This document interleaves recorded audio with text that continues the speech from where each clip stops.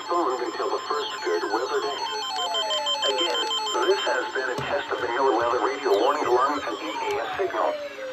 We now return to the regular broadcast cycle.